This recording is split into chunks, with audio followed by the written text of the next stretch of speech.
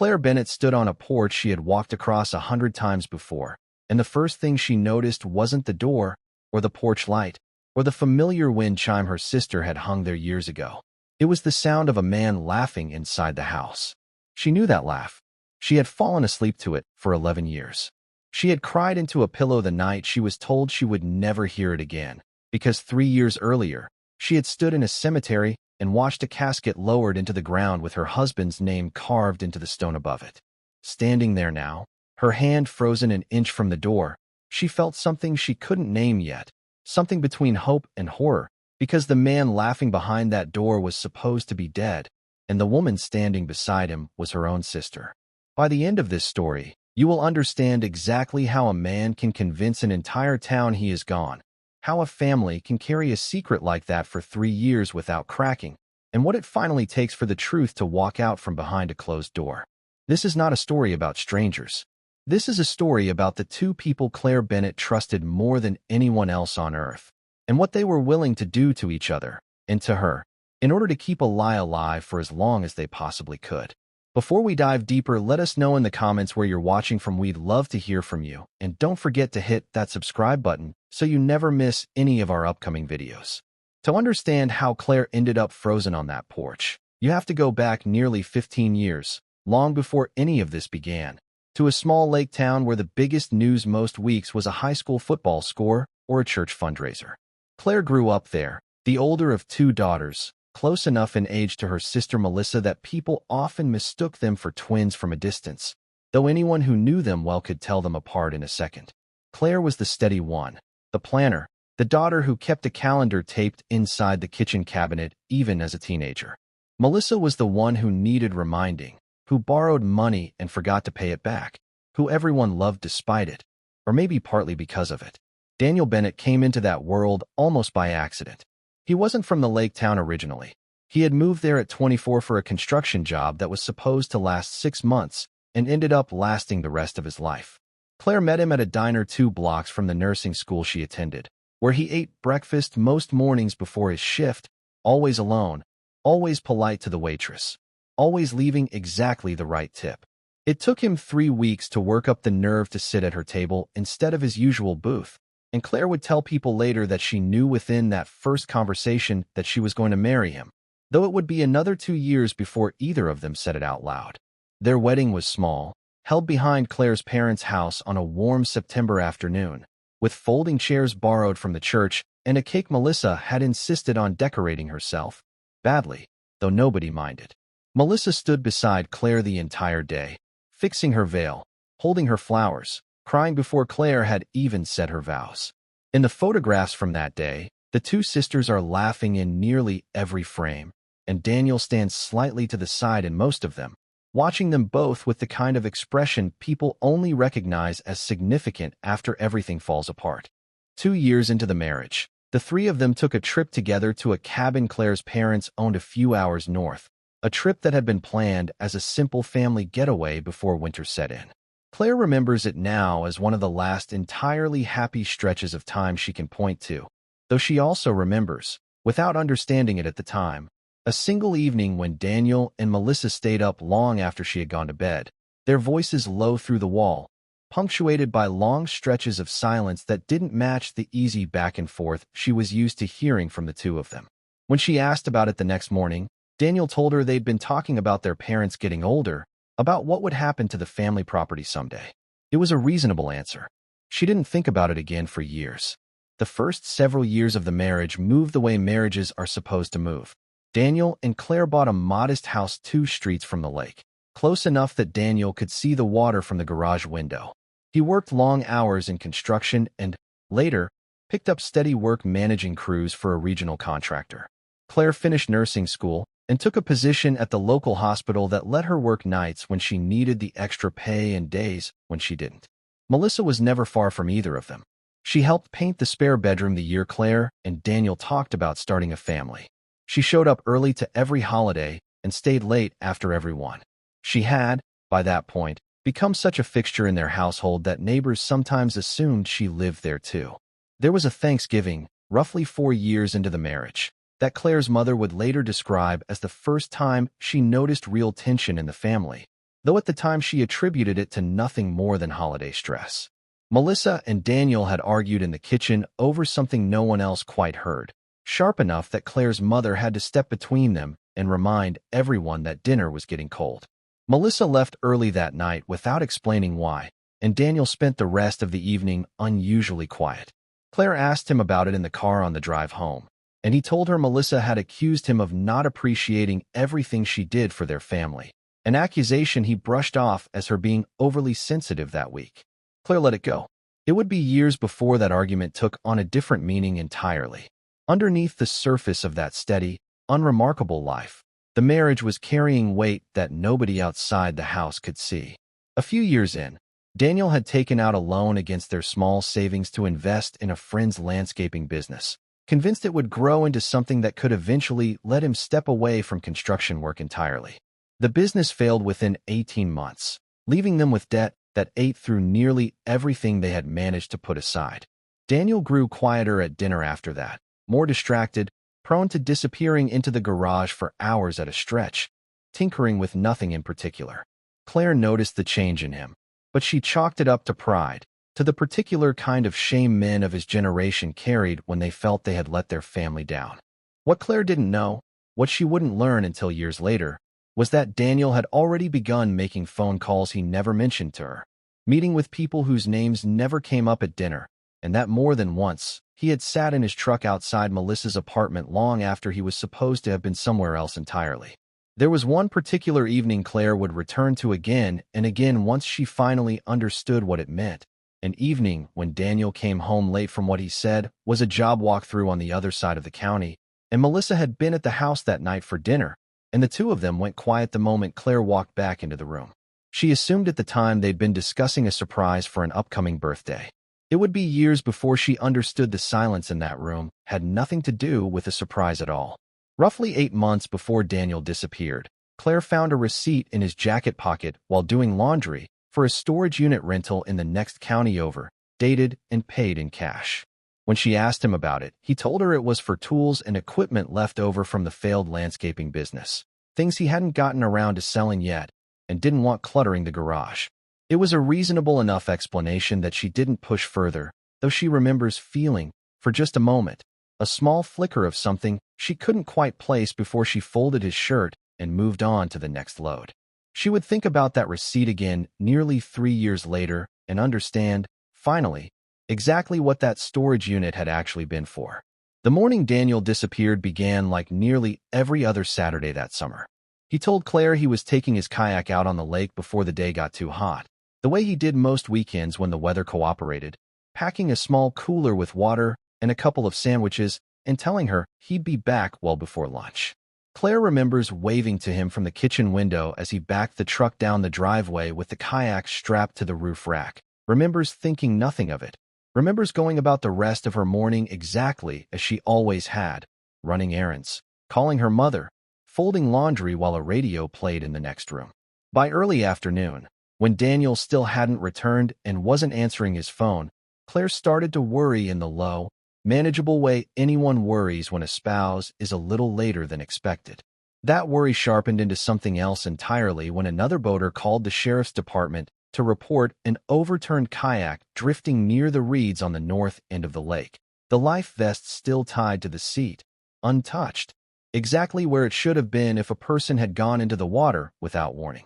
Search and rescue teams spent the better part of 3 days combing the water and the surrounding shoreline, dragging sections of the lake bed, sending divers into the colder, deeper water near the old quarry inlet where the current ran strongest.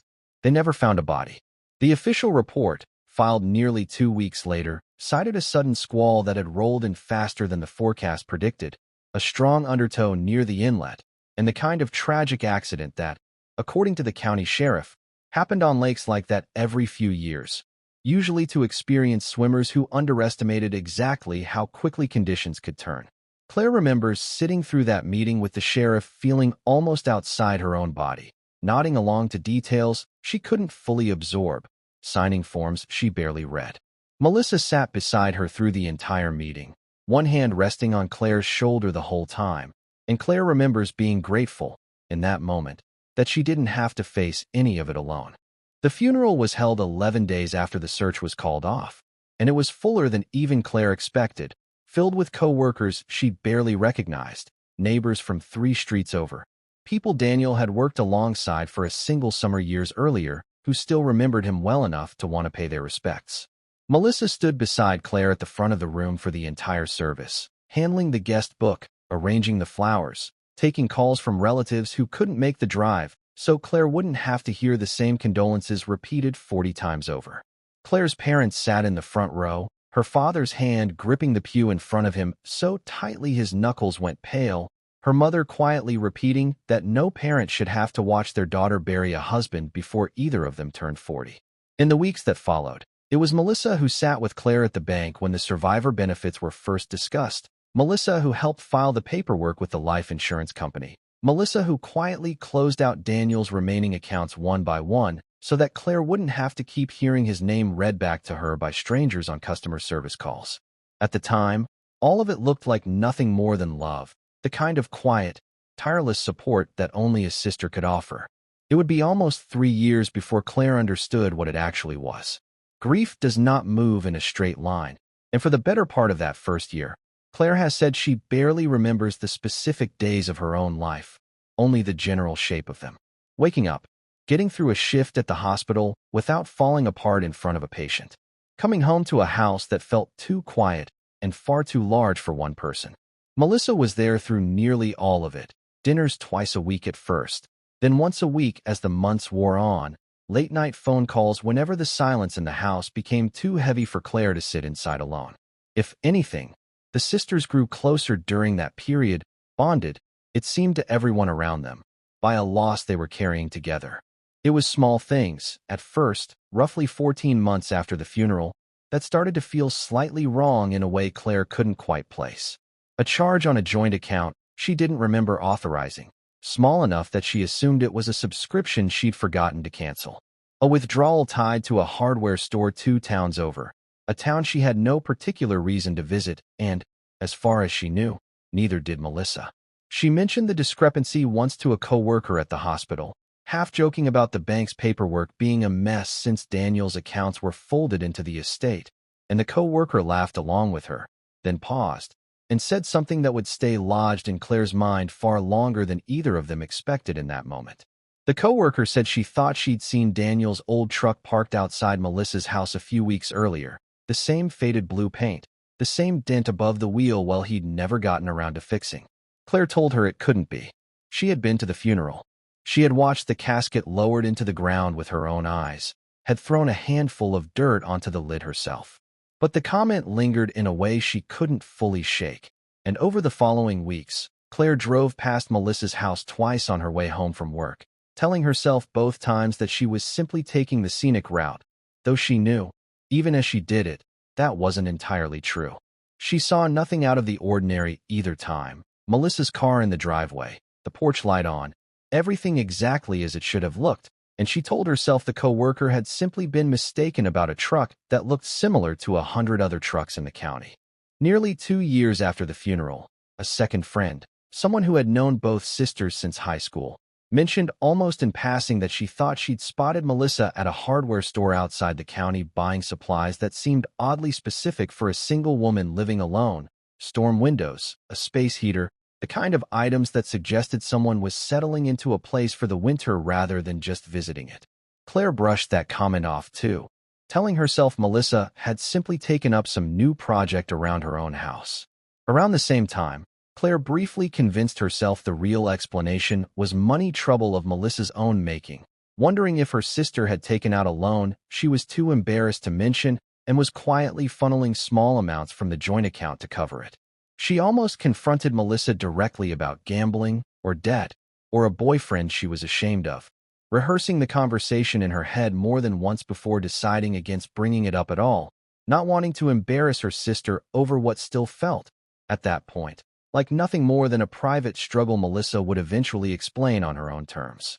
There was one afternoon, close to 2.5 years after the funeral, when Claire actually drove out to Melissa's house intending to ask her directly about the account discrepancies, rehearsing gentle, careful language the entire way there so it wouldn't come across as an accusation.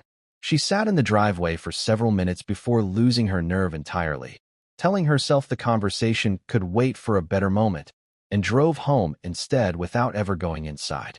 She would think about that afternoon many times in the months that followed, wondering how differently things might have gone had she simply gotten out of the car that day instead of driving away. It was a single receipt, found nearly 2.5 years after the funeral, that finally changed the shape of the question Claire was asking. Tucked into an old folder of estate paperwork she had been sorting through to finally close out the last of Daniel's affairs was a payment for a hardware store purchase, dated well over a year after his death, charged to a card Claire believed had been closed the same month the funeral was held.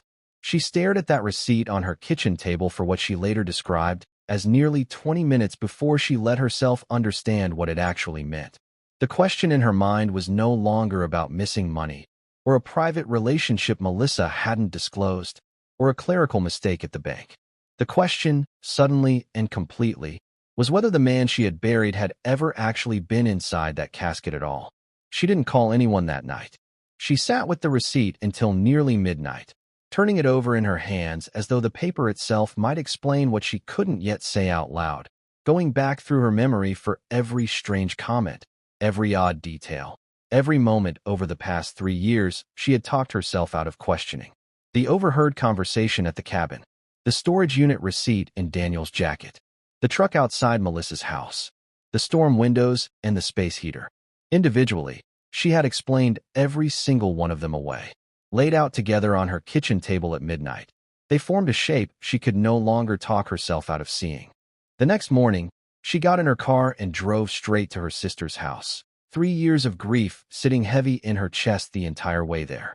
The drive gave her far too much time to think, and every possible version of what she might find ran through her mind on that 30-minute stretch of county road, though none of the versions she imagined prepared her for what was actually waiting behind that door. She sat in the driveway for a long moment before getting out of the car, staring at the same house she had pulled into 100 times before for holidays and birthdays and ordinary Sunday visits. A house that had never once felt unfamiliar to her until that morning. She stood on the porch longer than she meant to once she reached the door, her hand hovering near the handle. And that was when she heard it, the laugh she had believed she would never hear again in this life. Coming from somewhere inside the house, unmistakable, exactly as it had always sounded across 100 ordinary dinners. Her hand finally found the door before her mind had fully caught up with what her body was already doing. And when the door opened, there he was, standing in her sister's living room as though he had every right in the world to be there, older than she remembered, thinner through the face, but unmistakably, entirely her husband. For a moment, none of the three of them said anything at all.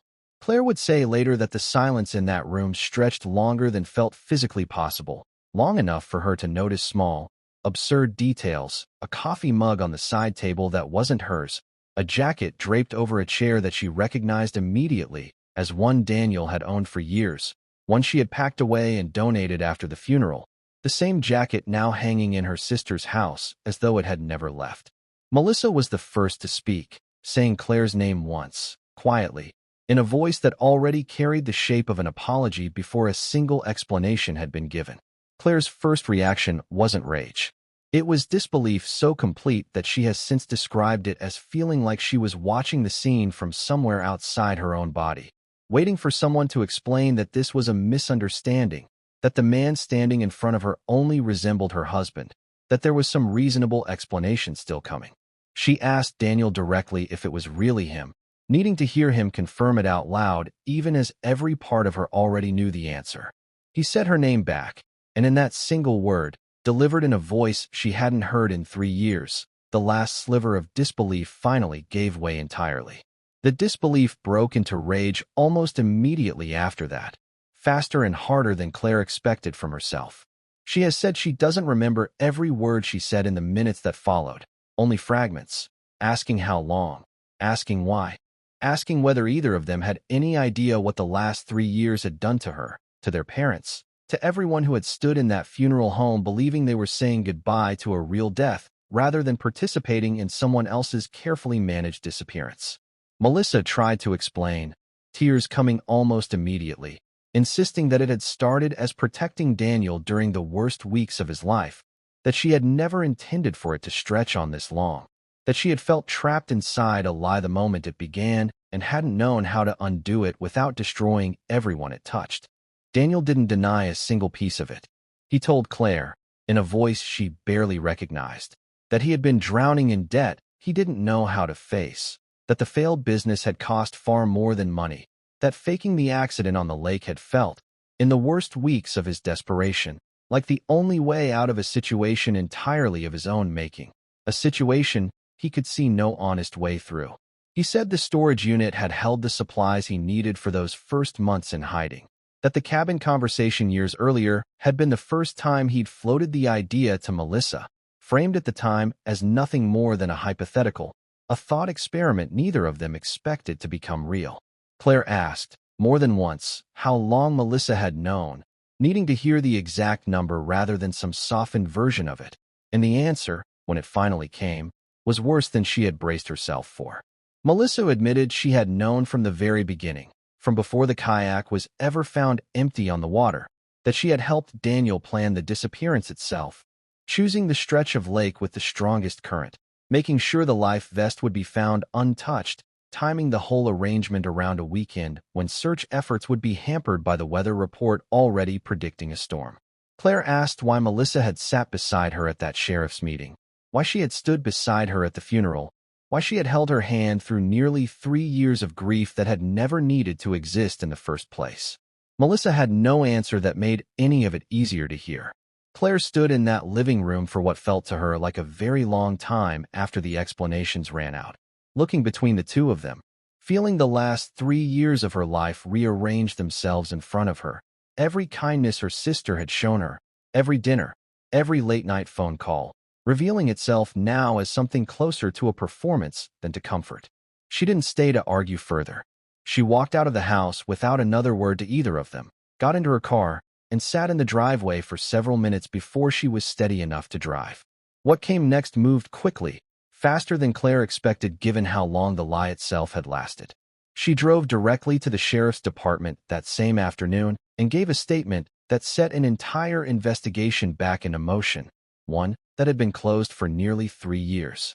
The detective who took her statement, the same one who had signed off on the original accident report, has since said publicly that cases like this are rare precisely because they require so many people to maintain a single lie for so long without a single slip becoming public. The list of potential charges facing both Daniel and Melissa was longer than Claire had anticipated when she first sat down across from him, ranging from insurance fraud and falsifying a death report to obstruction of a search and rescue operation that had cost the county a considerable amount of money and manpower over those original 3 days on the lake. As investigators reopened the case and began working backward through years of financial records, more of the picture came into focus than Claire was initially prepared for. The life insurance payout she had received in the months after the funeral, money she had believed, at the time, was simply helping her survive the worst year of her life, had in fact been quietly funneled back to Daniel through a series of transfers routed through Melissa's accounts almost from the very beginning. Investigators found the pattern of purchases Claire herself had first noticed, the hardware store transactions, the seasonal supplies, and traced them to a small guest cottage on a relative's property nearly 40 miles away, where Daniel had spent the better part of the first 18 months before eventually moving into Melissa's house directly once enough time had passed that neighbors stopped paying close attention to who came and went. Claire's parents learned the truth from Claire herself the same evening she left Melissa's house, in a phone call she has since said was the hardest conversation of her entire life, harder even than the original notification of Daniel's supposed death 3 years earlier. Her father, according to Claire, went completely silent on the phone for nearly a full minute before asking her to repeat what she'd just said, as though he needed to hear it a second time before he could let himself believe it. Her mother's first reaction was to ask about the funeral, about the eulogy she had given, about every word of comfort she had offered her daughter over 3 years that she now understood had been built on a foundation that was never real. The relationship between Claire's parents and Melissa has, as of this recording, not recovered, and family members close to the situation say they doubt it ever fully will. Melissa's arraignment took place roughly 6 weeks after Claire's initial statement to police. and Claire attended, sitting several rows behind her sister in a courtroom that felt, she has said, entirely unfamiliar despite the two of them having grown up less than a mile from the courthouse itself. Melissa did not look back at Claire during the proceeding. Daniel's arraignment followed 2 weeks later, on separate charges related directly to falsifying his own death and defrauding the insurance company, and Claire did not attend that one at all, telling a close friend she didn't yet have it in her to sit in the same room as him again so soon. The investigation revealed one additional detail that Claire has said affected her more than almost anything else in the entire case. Financial records showed that Daniel and Melissa had, at one point roughly a year into the deception, discussed whether Claire herself might need to be told the truth once enough time had passed and the initial insurance payout had cleared without raising suspicion. Text messages recovered from an old phone showed the two of them ultimately deciding against it, agreeing it was safer, for reasons that were never fully explained to investigators, to let Claire continue believing she was a widow rather than risk her reacting in a way neither of them could predict or control. Stories like this force an uncomfortable question that tends to stay with people long after the specific details fade from memory. And that question is simply how well any of us can truly know the people standing closest to us. Claire trusted her husband with her life for over a decade, and she trusted her sister with her grief for 3 of the hardest years she had ever lived through. And the two of them built something together, quietly, patiently, that very nearly went undiscovered for good. The legal proceedings against both Daniel and Melissa are still working their way through the courts as this story is being told, with prosecutors weighing multiple charges against each of them tied to the fraud, the falsified death report, and the resources spent during the original search. But some of what Claire lost across those 3 years will likely never be addressed in any courtroom at all. The genuine grief she carried, real to her in every possible sense despite being built on a lie, cannot simply be returned to her once the truth comes out. The relationship with her sister, built across an entire childhood before any of this began, may never be fully repaired regardless of what happens in court. Whether she and Melissa will ever speak again remains, as of this recording, an open question that even Claire says she cannot yet answer, and one she says she isn't sure she wants to answer just yet either way. If you were standing in Claire Bennett's position that morning, hearing that laugh through a door you never expected to hear it behind again, what would you have done in that moment? Let us know down in the comments. We genuinely read every single one of them. And if this story stayed with you the way it stayed with us while researching it, go ahead and subscribe so you don't miss the next one, because there are more stories like this one still to come.